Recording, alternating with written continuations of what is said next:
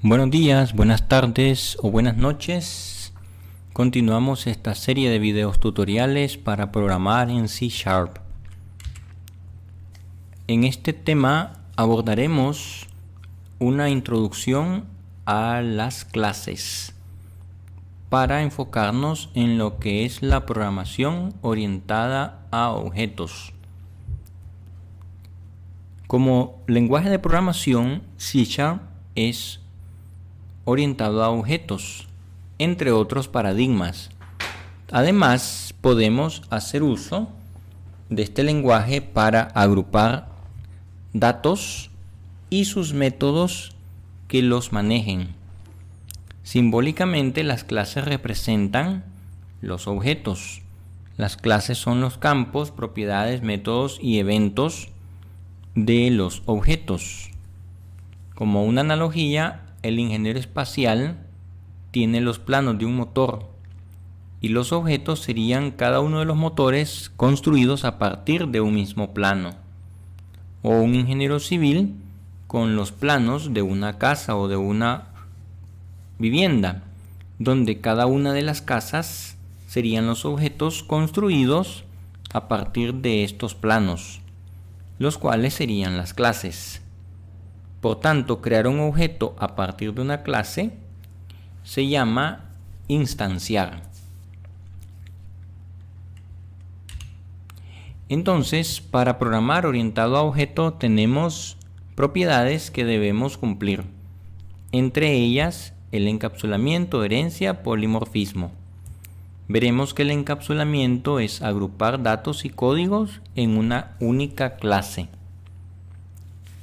Heredar es crear una nueva clase a partir de otra ya existente, y esta heredará todo lo que pueda personalizarse y todo lo que le corresponda a su clase padre, y ella, como una clase hija, puede añadir o modificar sus propias propiedades y métodos heredados de su padre. Entonces, las clases creadas a partir de otras se llaman clases derivadas, que serían las clases hijas. También encontramos el concepto polimorfismo para utilizar diferentes clases de forma intercambiable. Entonces, otros conceptos que debemos conocer es la sobrecarga, sobreescritura y ocultamiento, los cuales están asociados a este concepto de polimorfismo. Un ejemplo lo tendremos que relacionar a la notación del lenguaje de modelado unificado conocido como UML. A partir de la clase persona, representada en la estructura, la persona tiene, entre otros atributos, apellido, nombre y fecha de nacimiento. Y los métodos, entre ellos podemos encontrar calcular la edad. Entonces podemos observar que ya en el código definiríamos la clase persona con su visibilidad pública, y esta sería conteniendo sus atributos y métodos, iniciando con el apellido de tipo string y el nombre de tipo string. También su fecha de nacimiento de tipo datetime o fecha hora. Entonces, en general, para definir una clase tenemos un esquema donde se encuentran los atributos, modificadores, el tipo de clase, su nombre, clase base, interfaces que puede utilizar y el código de la clase. Los elementos que se encuentran entre corchetes o paréntesis rectangulares son opcionales. No así la palabra reservada class ni su nombre. Y entre llaves deberá ir el código perteneciente a los atributos y métodos de la misma clase. Además, como observamos en el diagrama, una clase se relaciona con otra de diversas maneras, lo cual pueden visualizar en la serie de videos tutoriales del lenguaje de modelado unificado en este mismo canal de YouTube. Entonces, según el esquema anterior, debemos conocer la visibilidad de la clase. Regresémonos y observemos que la visibilidad de la clase pertenece a la primera palabra que podemos encontrar, la cual puede ser pública, privada, protegida interna, abstracta, o cuando la clase ya no puede ser utilizada para otras. Entonces, cuando una clase es pública, puede ser usada en cualquier proyecto de C#. Cuando es de tipo interna, se limita solo al proyecto donde está definida. Cuando es de tipo privada, solo se usa en el módulo donde se define. También encontramos que puede ser protegida y puede ser usada solo en las subclases. Cuando es protegida interna, equivale a la definición interna y protegida, es decir, será limitada al proyecto donde se define y en subclases. También puede ser de tipo abstracta, la cual ya no tendrá más instancias y solo podrá ser heredada como clase base. Tiene métodos definidos, pero no tiene operatividad. Y también la visibilidad seal cuando la clase ya es la última de la jerarquía de un diagrama de clases, por ejemplo, y ya no puede ser usada como base de otra clase, es decir, ya no puede tener más descendencia o clases hijas. Es la última clase final del diagrama sin descendencia. También tenemos clases que son de tipo parcial. Una clase puede definirse en varias declaraciones, pudiendo así utilizar varios archivos fuente para declarar una clase. Esto se utiliza para personalizar las clases que son generadas automáticamente. Un código se llama en el designer y durante la compilación se agrupan. Esto se verá en los videos tutoriales donde se crean interfaces gráficas de usuario. En el ejemplo podemos encontrar una clase parcial llamada empleado con el método hacer trabajo, y también encontramos la continuación de la misma clase con un nuevo método llamado ir a comer. Es decir, la clase está definida en varias partes del código. Ahora tendremos que incorporar las propiedades privadas dentro de una clase.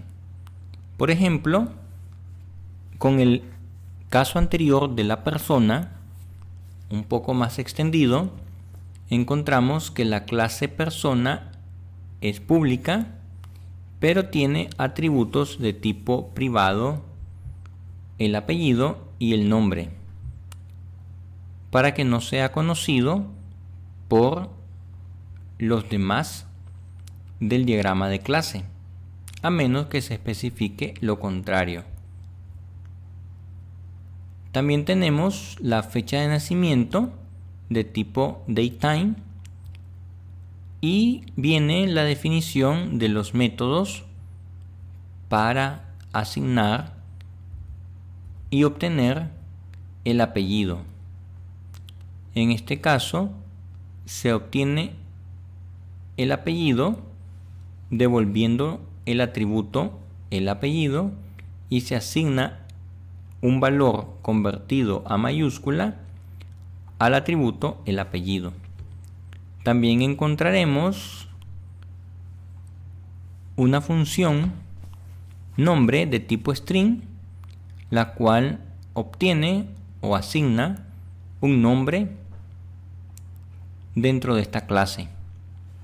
Se devuelve el nombre correspondiente al atributo el nombre y se le asigna un valor convertido a minúscula en el nombre de la persona.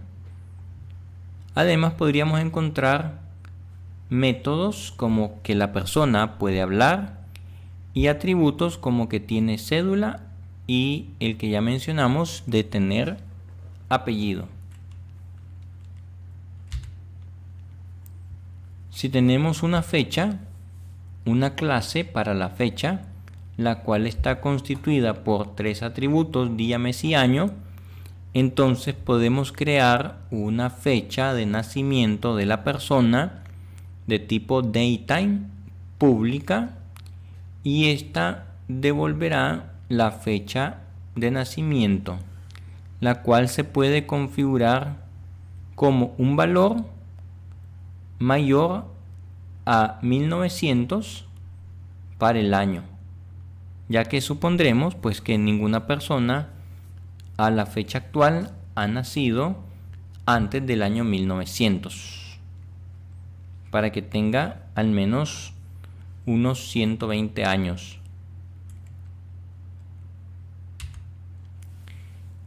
También tenemos que podemos restringir los accesos a una propiedad si incluye la opción get, y esto nos brinda permisos de lectura. Con la opción set damos permisos de escritura. Así podemos establecer lectura y escritura. En el ejemplo tenemos el nombre de tipo string privado y la antigüedad de tipo entero y privado. En el caso del nombre de una persona es de tipo string, se asigna y se devuelve el valor de la variable nombre. Para el cálculo de la antigüedad se asigna que si hay un valor mayor o igual que 0, se obtiene el valor.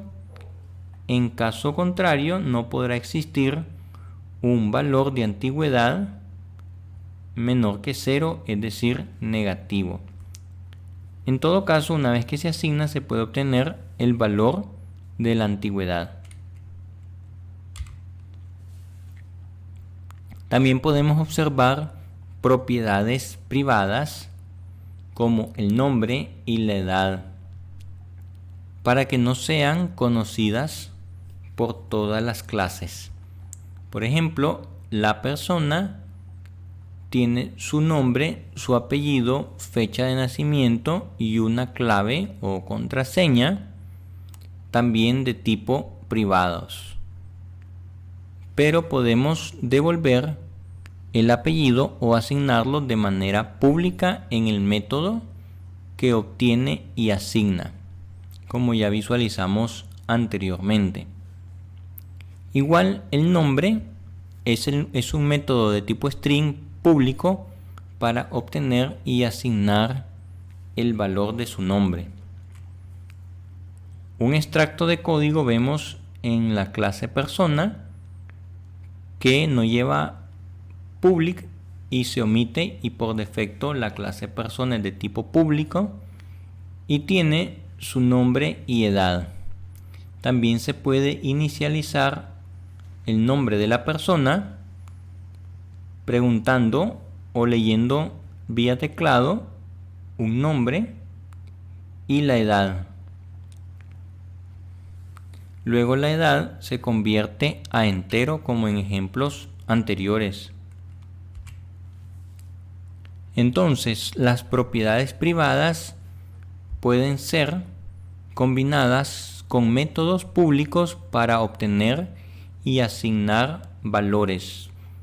Tal es el caso de la fecha de nacimiento, retomando la idea de que no puede ser menor a 1900.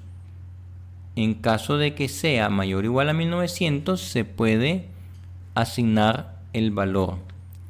La fecha se calcula de esa manera, la fecha de nacimiento, y el cálculo de la edad es una resta entre el año actual y el año calculado de la fecha de nacimiento.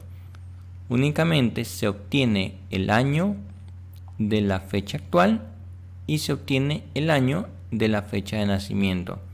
Ambos se restan y eso es lo que obtiene el método del cálculo de la edad. Para el caso de la clave de tipo string, se asigna con un valor definido.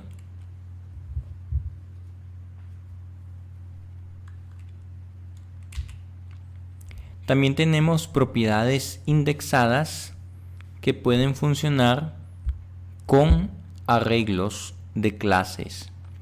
Es decir, la clase funciona como un tipo de datos arreglo y se pueden crear n elementos u objetos de una clase, indicándolo dentro de los corchetes los elementos que pertenecen a la clase.